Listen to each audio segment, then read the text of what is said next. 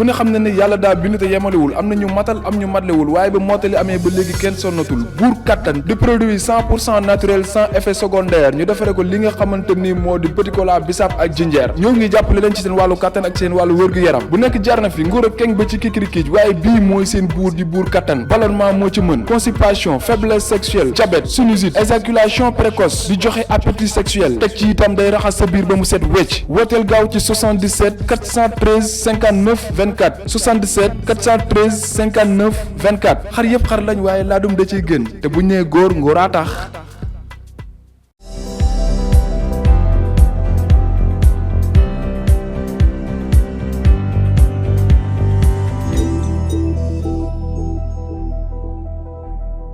jaajëfal leen ci topp gi ngeen di topp suñu ay programme fii ci Sunugal 24 mbokki internet yi ginnaaw bi leen nuyoo ba pare ñu ñëw ak yéen ci waxtaan yi nga xamante ni dañu koy amal fii ci Sunugal 24 mu tudd le point de la rédaction ma ci ànd ak Moustapha Mbaye dama koy bàyyi mu daal di nuyoo moom Moustapha ñu soog a jàll ci waxtaan bi Moustapha noo def. maa ngi fay Cheikh Mahfous maa ngi lay nuyu di nuyu ñëpp ñi nga xam ne dañuy ànd ak ñun si sunu émission bi di le point de la rédaction di nuyu Libas mi nekk ci technique bi. acca ñu daal di koy doore ak Barthélémy Dias di maire Ndakaaru bi nga xamante ni daal dinay recruter capitaine Touré nekkoon fële ca gendarmerie donc ñu daal di koy radier nag moom mu daal di woon toog ab diir daal di dem fële nga xamante ni moom moo di IAM pour joxe fa ay cours noonee ci la ko ministère de l'enseignement supérieur daal di dagge boobu la contrat wax ñu dagg boobu la contrat ba mu bu faa jógee Barthélémy Dias nag daal dina koy recruter foofu nga xamante ni moom mooy ca mairie ba ngir mu daal di nekk li nga xamante ni moom moo di conseil spécial en matière sécuritaire foofu ca ville bu Ndakaaru donc capitaine Touré moom sax Moustapha fan yi doon nañ ko defal benn collecte de fonds li ñu collecté tollu na ci lu ëpp ci 36 millions wala lu toll ci 40 millions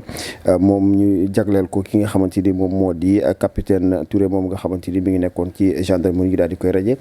li taxul ñu raje ko nag ci fàttali mooy coow li amoon ci diggante Adji Sarr ak Ousmane Sonko taxawaay ba mu ci am ñu jàpp ne dafa fare ba ñu daal di koy jële ci foofu nga xamante ni fa la nekkoon Moustapha mu mel que ni capitaine Touré daal dinañu koy recruter fa nga xamante ni moom moo di mairie bu Ndakaaru gisoon nañ nag que à chaque fois suy mel di amee Barthélémy Dias mu ngi noonu lay xeex ak état bi ndax ne woon dina recruter ki nga xamante ni moom moo di Guy Marius Sagna su fekkente ni bëggul dem fa ñu ko affecté woon mu di Kédougou waaye tey gis nañ mu daal di recruter ki nga xamante ni moom moo di capitaine Touré est-ce que tey nekk nu ñu di def loo xam ne si nii suba après mën nañ ko regretter su fekkente ni dañuy suñu institution yi moom la ñu ku jéggi ak ñi nga xamante ni ñooy nguur gi moom la ñuy xeexee. waaw xam nga dafa am loo xam ne Mahfous moo am solo ci mbir mi mooy ki nga xam ne capitaine Touré jële bi ñu ko jëlee fële IAM man je pense que amul ci benn base bu légal bu ñu ko teg lu dul jàpp ne rek yoo xamante ne amaana jëlee nañ ko fii waruñu ko mën a mayaat tamit mu nekk ci di former ay ndaw ak yooyu yëpp parce que bi ma jàngee communiqué bi nga xamante ne waa ministère de l'enseignement supérieur def nañ ko dañ ne enseignement supérieur docteurs yi ñoo ko war a def te ñu ñëpp ci école jàll nañ ci école de formation wala ñu gisee école de formation yoo xamante ne man bi mu ko defee laa gis benn professeur boo xamante ne dafay jàngale ci UGB daal di bind carrément ne bëri nañ ay collègues yoo xam ne amuñu docteur ay doctorant lañ donc kon argument boobu nañ ko teg fële buñ koy jëlee foofu ñu ne peut-être lii ak lii moo tax ñu jëlee ko fa mais boo ne l'enseignement warul nekk un refuge mais vocation la war a doon donc loolu ñëpp d'accord nañ ci mais su fekkente ne nit ki tamit da nga ko ràjjee pour man war nga ko mën a may une seconde chance mu daal di refaire sa vie daal di koy tout temps nga jéem a xool fan la mën a dem ak mais bi ma gisee ay gendarme à la retraite ñoom ñëpp ñu contesté ko ne ko waroon nañ ko mën a bàyyi mu continuer def liggéeyam si laa ne kon mesure bi teguñu ko fenn su fekkoonte ne mesure boo xam ne jaar na yoon wala def nañ ko te amul yenn gisuñu ci parloo bi je pense que sénégalais duñ am benn élan de solidarité bu am solo bi nga xamante ne am nañ ko à l'endroit de l'ex capitaine Seydina Omar Touré loolu mooy jàngat bu njëkk biñ ci def maintenant li tax Barthélémy Dias jël ko ak ban commentaire lañ ci am ak est-ce que nekkuñu ñi di dàq kii di foni mais ñaari pôle ñoo jàkkaarloo actuellement Sénégal mi Yewwi Askan Wi ak ñi nga xamante ñooy Benno Bokk Yaakaar léegi ñii ku nekk da ngay profité xam nga comme dafay nekk benn jeu de dupe boo xamante ne sa morom da ngay xool ay faayam nga exploité ko. foo gis ne kii ñi nekk bennoo ñi ngi xool fi ñu toll nii maire yi nga xam ne yëpp dañoo seen gëm-gëm dëgërul ñu ronqi leen ñu rocci leen. ñii tamit ñu nekk ci kujje gi dañuy xool faay yi nga xamante ne ñu ko coalition bi Benno Bokk Yaakaar ñu ngi koy def. ñu taxaw di ko dénoncer mbaa lépp luñ ci mën a def pour wàcc marche wala leneen lu ñu mën a def gisoo coowal góor jigéen yeeg yooyu. jaar suuf di attiser le feu. def noo xamante ne chaque fois da nga leen di mettre dans une posture boo xamante ne dañuy nekk mal à l'aise loolu ci politique la bokk ci xëccoo la bokk parce que wax politique wax concurrence wax xëccoo wax yooyu yëpp. maintenant jël bi mu jël kii di capitaine ex capitaine Seydina Omar Touré c'est de bonne guerre. c'est de bonne guerre et puis lii dafay tax sympathie bi nga xamante ne da nga gis démb bi mu ko jëlee. daanaka boo masaan di observer tuuti page yu Barthélémy Diaz kii partage yi mu doon am ak partage retweet yi mu doon am ci Twitter bi da gis ne dafa yokk bu baax a baax parce que dafa doon loo xamante ne parfois bu dara amee da ngay xool lan nga ci mën a gagner ak ban opportunité nga ci am. nit ñi dégagé woon nañu benn yërmande boo xam ne am nañ ko ci moom parce que nga dàq ko. mu dem wutijuwaat jàngi ji wutijuwaat feneen fu mu nekk nga fekkaat ko fa dàqaat ko. xam nga Sénégal dafa gaaw dafa bëri yërmande léegi déjà Bart leader boobu mu doon placé wu image bi ñu ko doon xoolee mu koy incarné bañkat ak góorgóorlu nga gis ki ñu dàq ko dañ koy jaay doon nga xëcc ko taf ko sa wet ñii dañ naan ñun kat Bart bañ amoon ba léegi moo fi nekk di bañ di xëccoo di xeex ak ñi nga xam ne ñoo nekk ci nguur gi moo tax ma yaakaar ne su doon ay points yu ñuy séddale dama naan benn Yewwi Askan Wi moo ëppale ay points wala gagné na ay points ci li nga xamante ne mooy mbirum coowal capitaine Seydina Omar Touré. mais est-ce que c'est pas un danger bu ñu demee bay xeexee comme ni ma ko waxee léegi bu fekkente ni ñi nekk ci nguur gi dañuy am wala état bi dafay dàq kenn ñi nga xamante ni ñoom ñoo nekk ci kujje gi yor ay maires yi recruter ñooñu est-ce que tey du ñu dem ba loolu du nekk benn danger ci Sénégal surtout ci sunu institution yi. mais poste maire poste politique la. lépp luñ ci mënti am mi ngi mel ni poste ministre dañ naan noonu dañ la fa mais lépp luñ ci mën wax tamit dafa am benn dose politique bu am solo boo xamante ne moo revêtir poste boobu. nekk maire mënoo nekk maire ne du ma def politique wala damay nekk maire lépp lu jëm ci politique du ma ko xool maintenant xeex bi nga ci wax noonu man bon je pense que du ma ko ci gis parce que xam nga lu tax mën a du ma ko ci gis boo ko compté benn doo gisaat ñaar. koo xamante ne am na jafe-jafe ci camp bi yeneen camp yi jël ko demal ci mairie boo dem di nga ko fekk ay nomination yoo xamante ne nomination yaa ma neex la. mais déggoon nañ Barthélémy Diaz mu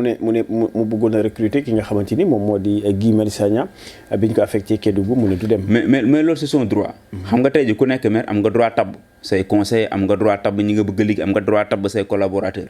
bu la neexee sax nga xool yow ki nga xam ne maire bi jaay gerte caaf sa buntu kër nga ne maire dama koy jël bu may conseil ci nangam côté bi parce que peut-être lii la jàngoon wala lii la xam. loolu sa droit la pour man tant que mi ngi jaar yoon rek nickel. tant que li ngay def mi ngi jaar yoon droit may na la ko yoon may na la ko li yoon dul nangu kay mooy nga def loo xamante ne amaana da ngay indi ay charge yoo xam ne soit maire bi attanu ko wala nga def loo xamante ne ëpp na outrepassé na ses prérogatives wala nga def loo xamante ne daana ko dañ koy aay wala nga jël koo xamante ne amul profil bi imagine toi tey su fekkoonte ne capitaine Touré koo xamante ne amul benn formation wala jàngul dara mu jël ko ne ko damay dégg sécurité bi donc finalement ñëpp dañ koy contesté mais gisoo volet boobu kenn ku taxaw ne non non pourquoi mu koy jox loolu pourquoi ak lépp lu mu ci mën a am bien vrai qu'il soit jeune ak lépp lu ci mën da ngay gis ne am na benn expérience boo xamante ne emmagasine na ko te loolu mën na ko jëriñ comme ñoom souvent dañuy am mbiri audition wak déggu dem dikkanteeg yooyu yëpp peut-être mën na doon benn conseiller boo xamante ne dina jariñ sax au-delà de mairie bu Dakar mais Yewwi bi yëpp parce que moom boo gisee pratiquement waaye Yewwi Askan Wi seen bopp ñoom ñoo ko adubel ñoom ñoo ko jël def ko seen bopp gannaaw bi nga xamante am na jafe-jafe fële ca gendarmerie. waaye yeneen jafe-jafe yoo xam ne mën na ko indi aussi muy di nekk ci muy arme muy gendarmerie comme la police gisoon nañ benn policier boo xamante ne aussi sukkaloon na fi benn sëriñ après dañ ko mujjee dax gis nañ coow luñ jur defoon nañ ko collecté aussi est-ce que tamit du inciter ñi nga xamante ni aussi ñoom ñoo nekk police wala gendarmerie ñuy victimiser wu pour tamit am sort bi bu nu mel. non gis nga gis nañu kii tamit collecté nañ ko ay millions que les collecté nañ ko. après ñu ne woon Bougane daf koy recruter sax après voilà donc est-ce que tey du inciter ñi nga xamante ni ñi ne ci rang yi te gis nañ seen ay conditions de vie ni muy demee seen conditions de travail aussi gis nañ ni muy demee est-ce que du inciter ñooñu nekk ci rang yi ñu génn pour def comme victimiser wu pour am sort bi. je ne pense pas parce que yoon yi du benn situation yi duñu benn tamit parce que comme ki nga expliqué nii léegi dañuy fàtte ne homme de tenue ay nit lañu. comme yow la comme man la ku nekk am na ci frère am na ci mag dañuy jooy di am lu leen metti di am yëg-yëg. ay nit lañ am ci ay jullit am ci ay chrétien ñu am lu ñu gëm am ay gëm-gëm am na ci ñoo xamante ne comme dem su jootal sëriñ wala nga gis dara ne d'accord ci wala nga am benn sentiment boo am ci benn mbir moo xam ne waroon na am noo ko doxalee peut-être mën na indi ay failles yoo xam ne ak ay manquements yoo xam ne def nga ko sa liggéey mais xam nga sénégalais kenn moomu leen tey ji selon situation bi nga nekkee tey ji boo toogee toog ba mu neex la nga non man damaa weddi injustice dafa am ci te tegoo ko fi benn base nga génn nga xool ndax kenn dina la topp wala kenn dina la ketal kenn du la faale moo tax ma ne tout dépend ci situation bi ak li nga xamante ne mooy jamono ji ñu koy def bëri na ñoo xamante ne tey ji amaana amoon nañ fi ay jafe-jafe wala homme de tenue la ñoo xam ne ràjjee nañ leen mais daanaka kenn amul benn engouement bu mu suscité amul kenn ku leen topp wala amul lenn loo xamante ne wax nañ ko ci parce que dañuy jàpp ne li ñuy dàq bi ñu leen dàq wala génn bi ñu génn donc mënul yem ak capitaine Touré dossier du ñu benn mbir mi yemuñu bokk mënul yem ak policier boobu beneen ak leneen noonu la demee moo tax ma jàpp ne rek affaire yi mënul def émule mënul doon loo xamante nit ñi dañ ciy topp du yuux parce que situation yi du ñu benn mënoo profité ci benn porox ndool rek bëgg def benn récupération wala victimiser wu boo ko defee sénégalais defuñu et je ne pense pas que mu fay comme ni mu demee ak Omar Touré parce que bu ñu fàttali ko Omar Touré dañ koo rajee dàqaat ko loolu moo ko may lii mais bi ñu ko njëkkee rajo yi gis nga ket bi ñu ko doon defal sax daanaka demeewul woon noonu bëriwul woon noonu parce que ñu bëri dañ doon seetaan bu ñu fàttali ko njëkkoon nañ ko lancer benn cagnotte affaire yooyu je pense que jëlu ko woon sax après daf ko joxewaat mais gis nga amul woon doole comme nii mais bii 24 heures moins de 24 heures mu dajale 20 millions nga xam ne kon dàqaat bi am na benn nit ñi gis nañ ne am na benn jaay doole wala mel ni doo fi liggéeyee wala bu nit ñi nemmeeku et puis ak poste bu yërëmtalu bi nga xam ne def na ko ci page am damay dellu Kolda fële si suuf si ma jënd samay ma bàyyi ji xanaa nag duñ ne asamaan si bu mu taw wala ñu fekk ma fa jël suuf si ak nag yi loolu boo gisee képp koo xamante ne xam nga lii liggéey xam fi mu toll si nit xam kii bëgg na gañe àddinaam donc da nga koy jàppale loolu moo tax mu am benn doole bi mais il n'est pas dit que rek boo amee jafe-jafe boo génnee rek gars yi jàpp bëri na fi ñu fi lancé ay cagnotte 1000 francs sax pour ñu am ko jafe-jafe la de comme ñi nga ca mairie Dakar boobu ñu profité wax ci li nga xamante ni aussi ab décision la jóge ci cour d'appel muy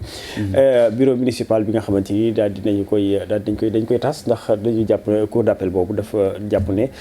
dañu salfaañe lii nga xamante ni moom moo di parité bi donc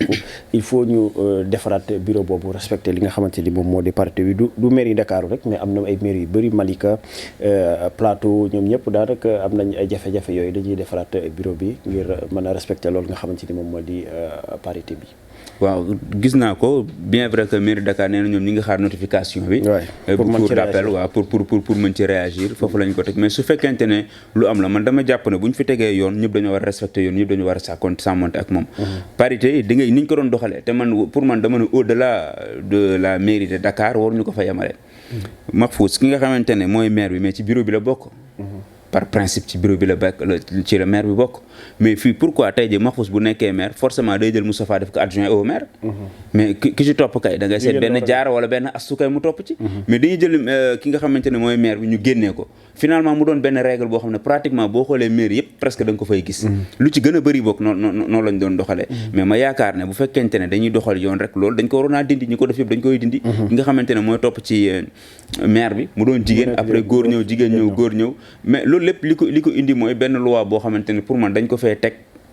pour draguer électorat bu jigéen bi Abdoulaye Wade moo ko fi indi te fi ñu toll nii kenn ñemewu ko jigéen ñu impliqué wu fi ñu toll nii kenn ñemewu koo laal mais ñoom pourquoi bu ñu nommé ministre du ñu compter def parité bu ma amee 20 ministres yu góor am 20 ministres yu jigéen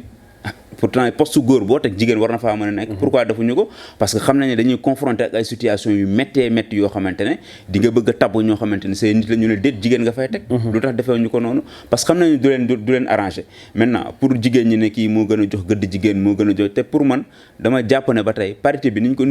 ko defee ni dafay wéy di gàllankoor li nga xamante ne mooy compétence ak mérite waaw di ngeen nekk juróom ci koñ bi mu am benn ndaw soo xamante ne engagement am daanaka demeewul noonu ngeen nekk forcément da ngeen koy def mu ñëw deuxième point te xam nga ne am na ñett ñoo xamante ne ñoo ko gën a mën liggéey bi ñoo ko gën a compétent ñoo ko gën a assidu ci liggéeyu parti bi léegi ab loi tënk leen waaw parité wañ seen i loxo ne leen toog ji assemblée nationale ñaata jigéen ñoo fay toog di nal te xam je n'ai rien contre les femmes bëgg naa ñu fees te ni mu demee si jigéen ñi noonu la demee ci góor ñi am na ñoo xamante ne am na foo xam ne tamit ñaari jigéen war nañ faa mën a tegalantoo mais duñ mën a teglantoo pourquoi parce que dañ naan parité la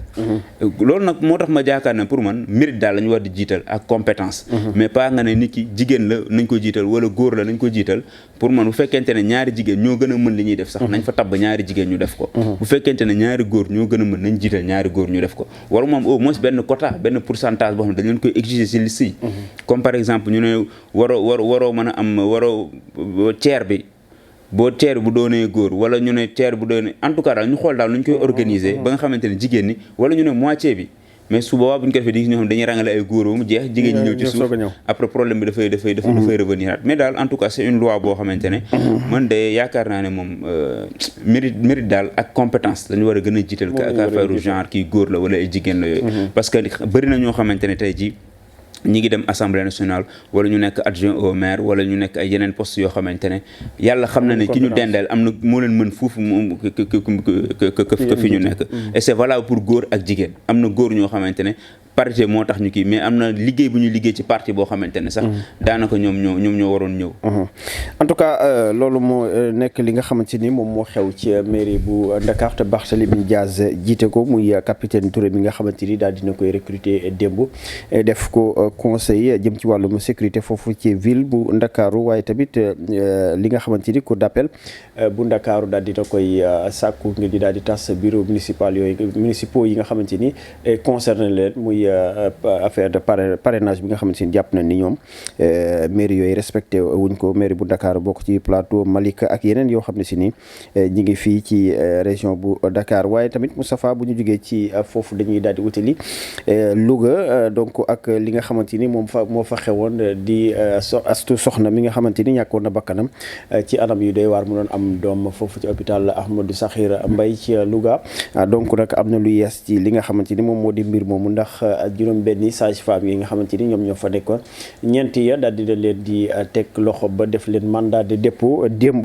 donc ñaar ji nag dañ leen a bàyyi ñu am liberté mais ñeenti ñoom ñu ngi ci kaso ba jamono ji may wax ak yow dinañ leen daal di jugé nag le 27 avril bi lañ leen di jugé ci devant le tribunal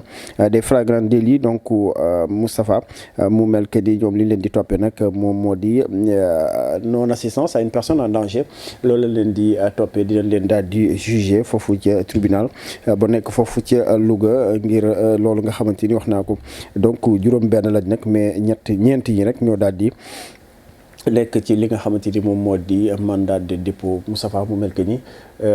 directeur bi aussi fàttali que ne ñoom dañ ko limogé woon Macky Sall moom moo daal di génne woon ab décret ñu daal di koy limogé donc ka fa nekk nag mooy ki nga xamante ni moom moo di Amadou Abdoulaye Gueye moom moo ko remplacé donc moom moo fa nekk jamono ji donc mu mel que ni am na lu yees ci dossier boobu muy mandat de dépôt bi ñu def ñeenti sage-femme yi. waaw def nañ leen mandat de dépôt yet bi daal na ñu doon wax ay sanctions finalement tombé na ñu war leen a àtte le 27. ci flagrant délit tribunal flagrant délit bu Louga bon. man damay partagé wu ci sanction yi nga xamante ne am nañ ko ak daan yi nga xamante ne daan nañ leen ko bu njëkk bi lu tax ma ne damay partagé wu mooy bu njëkk bi boo xoolee bëcc bi dina tax képp ki nga xamante ne da ngay sage-femme wala nga nekk ci liggéey yi nii ngay bàyyi xel ci li ngay def parce que di nga xamante ne peut-être boo caaganee mbaa nga am taxawaay boo xam ne waroo ko woon taxawee kat bu loroo gannaaw ëllëg sa kat yoon mën na la cee fekk ba yoonum kaso sax mën na la cee fekk kon dina doon loo xamante ne peut-être benn avertissement lay doon ci képp koo xamante ne da ngay liggéey ci santé nga gën a farlu ci li ngay def gën di bàyyi xel tamit ci malade bi gën di bàyyi xel ci li nga xamante ne mooy accueil yi ak loolu lépp beneen point bi mooy pour man deuxième point bi mooy pour man point bi mbir mi dépassé na sage-femme yooyu rek ñu bëgg jàpp noonu rek comme ni ko waa SAMES di waxee sax ñu nekk agneau du sacrifice pour man c'est une chaîne dalee ko ci ministère wàcc ba ñëw ba ci ñoom parce que il est inconcevable li xew ci hôpitaux yi ñoom ñëpp xam nañ ko c'est pas la première fois nit ñi di plaindre li xew ci hôpitaux yi déjà bi coow lu jógee ba léegi da ngay gis ci post Facebook yi ak ci Twitter ak fépp foo dem femmes yi ku nekk di témoigner ñetti jigéen ñoo waxal rek ñu mës a am doom kenn ki bu la waxee li mu dund ci hôpitaux yi nga yéemu ci yàlla kon du mbir moo xamante ne mi ngi fii doog a am du mbir moo xamante ne fii lay yemee lu yàgg am la et au-delà de ça pour man bu mbir amee dafay du baax parfois ngay jël ay décisions à la at nii di parax def nii kon wàccee kii dàq kii ni envoyé naa ay mission ñu dem def ji nii mais et la prévention et la prévention dans tout ça donc dafa mel ni dafa am ñuy jiite ñoo xamante ne ñoom tant que dammul rek du ñu ñëw taxaw c'est-à-dire bu lunkee mbaa mi yànq dañuy toog di seetaan rek mais bu dammee rek ñëpp tëbandoo ñëw taxaw lu ko damm kan moo ko damm nañ ko jàpp tëj ko fekk dañoo seetaan man loolu mooy li ma gën a métti ci mbiru Adji Sokhna bi parce que boo xoolee ñi nga xamante ne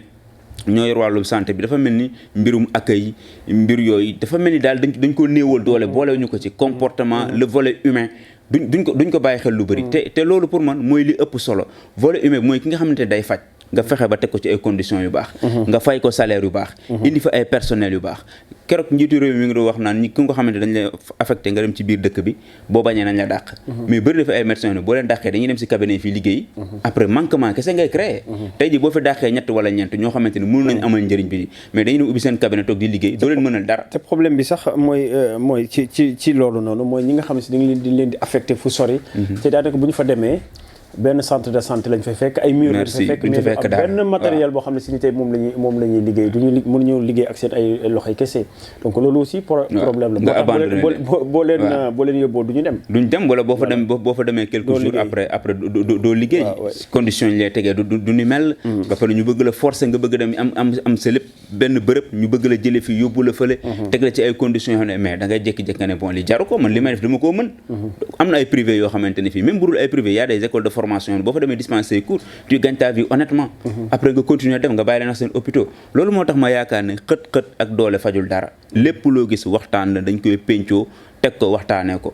donc mais bu fekkente ne dañ ko bëgg a jël yaakaar ne ku def faute d'accord nañuy sanctionner mais kan nañ war a sanctionner ak naka la ñuy sanctionner mais sanction boo xamante ne da ngay toog rek nit ki wax na lu mu war a wax sa ngoon nga jël décret tëpp wàccee kooku dégg nga ni kii def ni nga jël ko wàcceewaat kooku noonu et pourtant parfois loolu mu def am na lu ko jiitu peut-être am na à chaque fois suñu amee problème yu mel nii aussi dogguma la noonu la ñuy procéder des licenciements comme ni ñu koy waxee ni sanctions yi mais ba léegi problème bi mënu réglé wu donc je pense que mën nañu xool yeneen solution yoo xam ne si ni pour régler problème bi mais pas ay sanctionner dàq ak yu mel noonu ça ne règle rien lii du faj dara fi ñu toll nii gis nga Mahfouz fi ñu toll nii le 27 dinañ dem ñu dóor leen ay sursis soit 1 mois ferme ak 6 mois sursis wala soit ñu dóor la ñu sursis ñu dem ñibbi seen kër noonu la ñuy demee après ñu continuer waat hôpital boobu ñu fa nekk daal di jub xocc 3 mois 4 mois 5 mois 6 mois nit ñi fàttewaat nañ ko habitude yu mujj yi daal di yàgg ñëwaat ñeneen ñi fàttewaat nañ ko mu génn suñu bopp ani ñi nga xamante ne bébé yi nga xamante ne ñoo faatu woon fële fu mbir mi toll kenn waxatu ci bateau le Joola bi mi ngi soog a suux ñu naan surcharge yi ku fi surcharge rapide sax dañ doon tëj seen bunte waaw ñu def quelque temps xoola ñu bàyyiwaat mi ngi mel ni bateau le Joola mosu fee am ba léegi da nga pour man Sénégal navire waratu fee woon chaviré mais bitente gis nañ ko fi da nga fiy dégg bëri ñu naan la ay navire ñu ngi suux fii Sénégal te pourtant bateau le Joola waroon naa jox ñëpp leçon ça veut dire que loolu moo tax parfois man dama naan ñi nga xam ne ñoo ñu jiite dañu am lourde tâche boo xamante ne dañoo war di mettre l'accent sur la prévention di prévenir nga gis dara xam li fa mu jëm mais xoolal hôpital Dantec bi tamit duñ defee benn digression bu ndaw mais il a fallu que journaux yeeg télé yeeg ñëpp yuuxu président doog a jóg ne septembre dañ démarrer travaux yi léegi bu ñu yuuxul woon dañuy toog jëy xëy rek benn pan bâtiment ne wàcc si kaw ay malade wala si kaw nit ñu ne yëguñu ko woon te du hôpital Dantec kese am na yeneen infrastructure am na yeneen bërëb yoo xamante ne mi ngi fi dañoo màgget kenn jëfandiku leen ay tali yoo xam ne baaxuñu ay tali yu xat yu sew dañuy toog di seetaan bu musiba am ñu doog a wax loolu mooy li nga xamante ne mooy malheur bi ñuy constaté man pour man fi ñu toon lii buñ ci jógee dañoo woon def ab lël xool mbirum dajale sage-femme yi foofu lañ leen doon xaare dajale sage-femme mu Sénégal waxtaan ak ñoom personnel santé bi ñu toog di waxtaan ak moom déjà ñi ngi nii dañuy dem grève bu ñu demee grève kan moo ciy loru patient ñoo ciy loru mais na ngeen toog ngeen waxtaanee accueil ngeen waxtaanee service yi nga xamante ne nañuy def ci hôpitaux yi loolu suñu ko defee je pense que ak tamit ñoom tamit ñu initier ay mission de contrôle mais doo def ay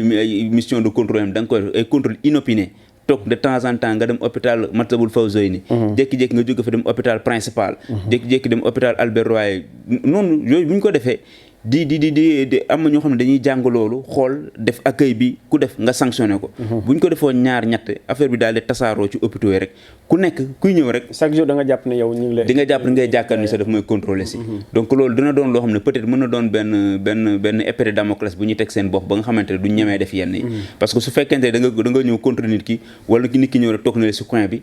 di dugg di génn benn mois mu ne man kat je suis nangam agent ministère de la santé la bokk contrôle laa doon def si présenté wu dem yóbbu rapport am su boobaa bu ko waxee ne ki fa toogoon démb de agent ministère de la santé dina am njëriñ parce que école dañ koy defee ñoom ñooy inspecteur dañ koy def ñi jàngale te gis nañ bu inspecteur toogee wala bu fa war a ñëw dañ naan cocc la ñuy def waaw élèves yi sax dañ leen di préparer yedd booy ñu daal ñu leen noppi leen bu leen wax pour man war nañ ko daal gën a repenser xool naka la ñuy def bay contrôler ñi nga xam ne ñoo nekk waaye y a trop de laisser aller yoolum politique la ñu koy jeexale Moustapha ak li nga xamante ni Macky Sall bëgg na ko def muy régler problème interne yi nga xamante ni am na ci benn APR donc muy benno autant pour moi désamour boo xam ne si ne am na di ñàkk bëggante ñàkk wulante ci seen biir ba tax na dina initier benn ndogu invité leen waxtaan ak ñoom ngir ñu daal di mën a daal di def li nga xamante ni moom moo di booloo ndax ki nga xamante ni fii ci Parcelles rek Maïmouna Sissoko moom mi nga xamante ni moom la ñu jox dénk case des tout-petits ak ki nga xamante ni moom moo di Moussa Sy bi fi nekkoon maire bu Parcelles Assainies ñoom seen ay lii di ay parrainage yu ñu collecté dañu wax ni duñu ko jox ki nga xamante ni moom moo di Amadou Ba waaye tamit Amadou Ba jafe-jafeem ak ki nga xamante ni moom moo di Diouf Sarr donc loolu yaakaar naa ni loolu moom ñëpp teg nañ ci seen bët que ni ñoom ñaar moom jibbawuñ donte doon nañu gis ñu ñoom ñaar ñuy affiché ci li nga xamante ni moom moo di élection locale yi ñu génn en tout cas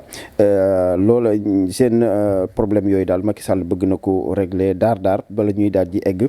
ci li nga xamante ni moom moo di législative yi ñu détmal de en tout cas ndogu daal la organiser fële ca palais de la République ngir mën a waxtaan ak ñoom donc mu nekk mu mel que ni Macky Sall bi ngi jéem a boolewaat troupe yi pour ñu nekk benn jéem a daal di gagné li nga xamante ni moom moo di législative yi li leen daloon ci local yi bañ leen a dalaat. waaw du doon lu yomb parce que nee nañ ay kuy lu ñu gën a bëri ci gétt gi rek mbëkkante yi gën a bëri. mais boo amee gétt boo xam ne ñaari kuy lañ amaana boo takkee kenn ki sax keneen ki mën nga am jàmm ci mbaar boobu. mais mbaaru bëri ay kuy moom mbëkkante bi du fa ñàkk. et dañu am malchance nag fi nga seen daanaka seen responsable yi gën a bëri wala ñu am yenn parce que dañoo féete ay Dakar dañoo nekk ci capitale bi daanaka. boo demee Médina da nga leen fay fekkaat boo ñëwee Parcelles da nga leen fay fekk boo demee Guédiawaye da nga leen fay fekk de ce fait xëccoo bi ak ku nekk naan poste bi man lañ war a yóbbu fi wala man war a am lii. mooy tax taxawaay bi ñu waroon am sax daanaka ci parti bi duñ ko am. parce que buñ nommee kenn da ngay jàpp ne kon comme moom la jiital na dem. gis nañ li xewoon fii ci local yi ak Abdoulaye Diouf Sarr ak camp Amadou Ba ak ñëpp xam nañ ne Masla moo fa nekkoon mais jàmm amu fa la preuve lendemain bi gis nga ay proche de Diouf Sarr yu génn tapé du poing sur la table ñu ne li ñu def du benn yoon parce que gars yi dañoo seetaan ñenn ñi sax dañoo saboté ñu expliqué te buñ demee ci législative tamit buñ tegee kenn tête de liste da nga naan ñun dañoo seetaanoon Amadou Ba waa Diouf Sarr dañ naan dañoo seetaanoon ñun léegi dañ leen seetaan donc est-ce que tey jii parti bi jaral na leen ñuy sacrifier seen bopp parce que au-delà du parti am na tamit aspect individuel am na aspect responsable politique bu am Amadou Ba a une carrière politique bu mu war a gérer Abdoulaye Diouf Sarr am na carrière politique bu mu war a gérer de ku nekk di nga ambitionné ëllëg bu fi Macky Sall jóge war naa mën a am yeneen responsabilité yu ma may moo gën a dem fu sori kon est-ce que war naa mën a bàyyi nit di rajo sama ginnaaw di ma jiitu di ma ëpp doole parce que man bi ñu ma tabbee woon amoon appui boobu nga xamante ne moom laa waroon a am et puis du doon Parcelles donc Guédiawaye aussi tamit c'est la même chose parce que gis nañu diggante Lat Diop ak Néné Fatoumata Tall ci élection locale yi tànn bi ni mu demoon xëccoo bi ku nekk naan candidat nga ba ñu mujjee wañ loxo Néné Fatoumata mu dem après subitement nga gis ay proche de Lat ne noonu Néné Fatoumata dafa seetaanoon bien vrai que nii après gis nañ défaite bañ fa jëlee Golf Sud dañ ko ñàkk mairie ba ñu ñàkk ko kon tey jii ñooñu ñëpp nga war leen a dajale recoller morceau yëpp kan ngay jiital ak kan mooy dem il faut nga am ay leaders yoo xamante ne dañuy bañ a jiital seen intérêt personnel pour man loolu débat de personne la war a gën a mën a doon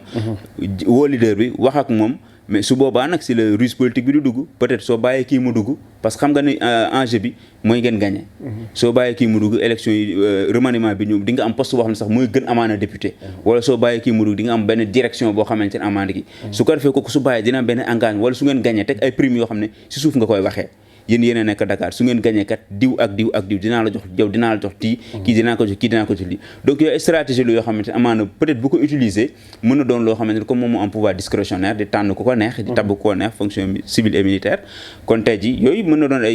mën na utiliser yooyu mais su fekkente ne dafa ñëw rek ne rangé wu leen ci ginnaaw diw topp leen ko parti bi loolu la wax di gis ñoo xamante ne bon dañ naan pourquoi may rangé ci ginnaaw parce que boo xoolee man maa ko ëpp maa ko ëpp njëriñ maa ko gën a am taxawaay bi ñu doon am parce que boo xoolee diggante 2017 ak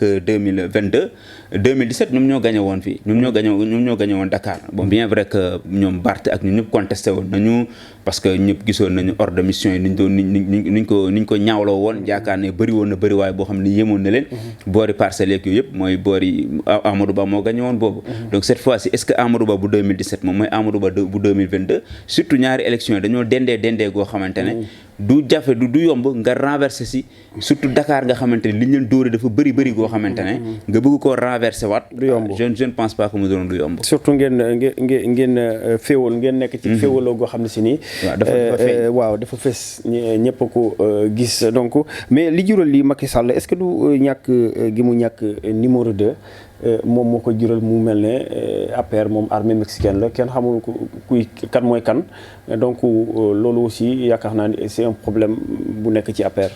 waaw problème bu nekk ci APR la parce que loolu ñu ngi ko dondee du doon APR sax ñu ngi ko dondee ci depuis Abdoulaye Wade mooy phobie du numéro 2 boo amee numéro 2 rek même soit boo ko tànnee wala mu tànn boppam sax da nga koy bëgg éliminer si ça c'est parce que tu te dis que amaana waaw mën na ma jàm paaka ginnaaw wala mën na dafay liggéey sama ginnaaw Abdoulaye Wade loolu lañ doon wax ci Idriss Seck boo ko ni di lekk mu jékki-jékki bëgg këf ndafle donc li nga def boo ko ëppee dool loolu nag malheureusement benn mbir la boo xamante ne boo ko deful souvent événement yi dafay dem ba daf lay dépassé événement yi daf lay dépassé parce que boo amee numéro 2 au moins dinañ comprendre ne kii kat kii mooy numéro 2 kii kat bu wuutee kii moo koy remplacer mais su fekkente ne dañ la tabaat nga éliminer poste premier ministre pour brouiller piste yi gars yi liggéey benn moment da ngay indiwaat poste bi 6 mois après ba léegi mënoo fexe ba tegaat poste bi parce que yaa ngi xool résultat yi élection yi di génnee yaa ngi xool position yenn leaders yi ak yooyu donc loolu lépp day doon loo xamante ne après yow da ngay dem sax ba da ngay jaxasoo or boo amee numéro 2 war nga am premier ministre numéro 2 sax laay wax côté politique daf la ci dimbali lu bëri parce que dina am yu bëri yoo xamante ne après nit ñi numéro 2 bi la ñuy wax yu bëri la ñuy wax da ngay gis koo xam dañ naan moom moo aay moom mooy tere nit ñi di jot ci président moom mooy tere yow da ngay toog di seetaan parce que xam nga li nga xam parfois moom ngay mën a sacrifier parce que politique loolu la tamit parfois moom moo lay mën a dimbali ci yenn yi mais su fekkente ne sa parti da nga gëm ne waroo am numéro 2 waroo am koo xamante ne lépp yaa koy def après lii lay jur da ngay atte fii dem attewaat fële jubale fii atte ji fële or boo amee koo xamante ne ñëpp ràññee nañ ko am na benn numéro ba ñëpp xam ne sax tey ji boo def deuxième mandat ñëpp xam nañ yow da ngay dem kii mooy ñëw toog su boobaa da nga koy gën a déjà habitué ci liggéey bi nga xamante ne moo koy xaar et puis nit ñi dañ koy teel a déggal parce que dañu xam ne ëllëkat moom mooy yori ji xaatim bi buñ tabbee moom mooy di falaate ba su boobaa dina ko nit ñi dinañ commencé déranger wu di ko dimbali di ko jàppale mais booy def di faxas lépp lu la wër après boo demee balaa ñu reconstruire benn appareil bu dëgër dem nañ après dafay xaw a jafe parce que ki nga choisir wala ki génn ci parti dina amee opposant xam ne ci biir parti bi la ñuy bàyyee ko te opposant yi boo moytu ñoo koy gën a sonal parce que ñoo xamante ne ancien collaborateur am la ñuy doon ay proche am la ñuy doon moo tax te ku la xamal bu lay wujjeek yow moo lay gën a sonal en tout cas Macky Sall dina indi si bon ndogu boo xam ne si nii moom pour jubóole ñi nga xamante ni jàpp nañ ni dañu am ay jafe-jafe ci parti boobu bi ku ci mel ne Diouf Sarr comme ni ma ko waxee léegi ak Amadou Ba waaye tamit ñi nga xamante ni moo di Moussa Sy ak Maïmouna Sissoko ñoom ñi ne seen ay collecte de parrainage dañu ko jox ki nga xamante ni moom moo di Amadou Ba donc Moustapha ba bàyyi la rek nga daal di def sa mot de la fin ndax waxtu bi mi ngi ñuy xoj. waaw ma lay jaajëfal di jaajëfal ñëpp ñi nga xam ne dañuy ànd ak ñoom ci suñu émission bi di le point de la rédaction di leen jox dig daje suba incha allah. ayca jaajëfal Libaas moo nekk yoon ci wàllum réalisation bi ak technique bi waaye tamit ñi nga xamante ni Moustapha ñoom ñoo ñuy topp tous les jours ci le point de la rédaction muy émission boo xam ne si ñoom ñoo ko tàmmul seen bopp di leen wax rek ñi abonné bu baax a baax ci seen YouTube bi waaye tamit di aimer page Facebook bi waaye aussi di télécharger application Sunugal 24 via Play Store